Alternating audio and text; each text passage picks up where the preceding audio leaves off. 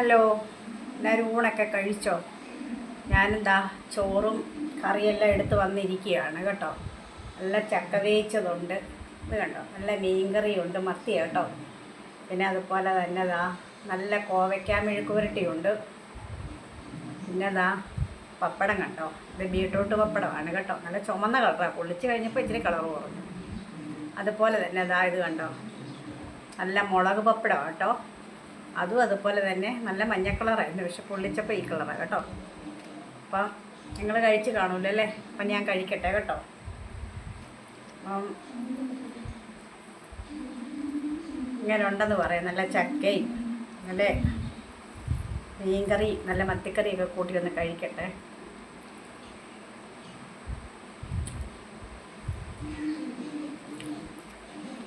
നല്ല ടേസ്റ്റ് ഉണ്ട്.